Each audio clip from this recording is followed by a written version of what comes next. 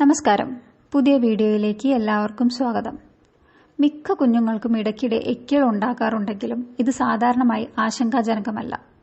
ഡയഫ്രത്തിന്റെ സങ്കോചവും vocal കോഡുകൾ പെട്ടെന്ന് അടയ്ക്കുന്നതുമാണ് കുഞ്ഞുങ്ങളുടെ എക്കിൾ.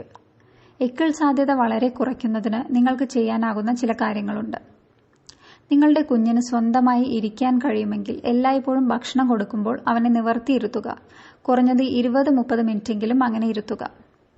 മുലയൂട്ടുന്ന കുഞ്ഞുങ്ങളാണെങ്കിൽ എയർ അധികം അകത്തു കടക്കാതിരിക്കാൻ നിപ്പിൾ കൃത്യമായി കുഞ്ഞിന്റെ വായിലേക്ക് വെച്ചു കൊടുക്കുക.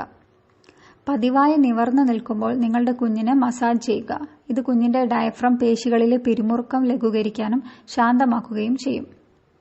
ഫീഡിങ്ങുകൾക്കിടയിൽ നിങ്ങളുടെ കുഞ്ഞിന്റെ വയറ്റിൽ അടിഞ്ഞുകൂടുന്ന എല്ലാ എയറിൽ നിന്നും രക്ഷ നേടാൻ നിങ്ങൾ ബർപ്പ് ചെയ്യിക്കുന്നുണ്ടെന്ന് ഉറപ്പാക്കുക. കുഞ്ഞ് ഭക്ഷണത്തിനായി കരയാൻ തുടങ്ങുമ്പോൾ മാത്രം ഭക്ഷണം നൽകരുത്. കാരണം ഇത് കുഞ്ഞ് ഭക്ഷണം കഴിക്കുമ്പോൾ അമിതമായി വായു കടക്കുന്നതിന് ഇടയാക്കും. ഒറ്റയടിക്ക് നിങ്ങളുടെ കുഞ്ഞിനെ വളരെയധികം ഭക്ഷണം കൊടുക്കാതിരിക്കാൻ ശ്രമിക്കുക.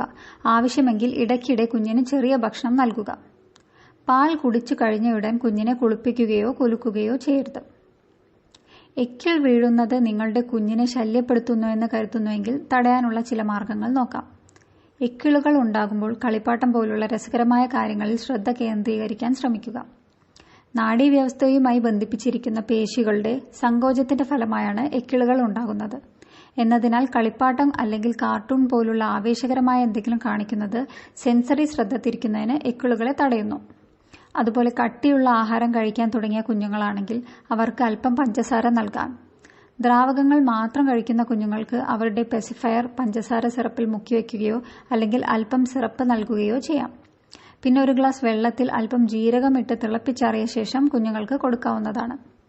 എക്കിളുകൾ പൂർണ്ണമായും സ്വാഭാവികവും നിരുപദ്രവകരവുമാണ്. ഇവ വിട്ടുമാറാത്തതോ മറ്റ് ലക്ഷണങ്ങളോടൊപ്പം പ്രത്യക്ഷപ്പെടുകയോ ചെയ്താൽ ദയവായി നിങ്ങളുടെ ഡോക്ടറുമായി ബന്ധപ്പെടുക. ഈ വീഡിയോ നിങ്ങൾക്ക് ഇഷ്ടമായാൽ ലൈക്ക്, ഷെയർ ആൻഡ് സബ്സ്ക്രൈബ്.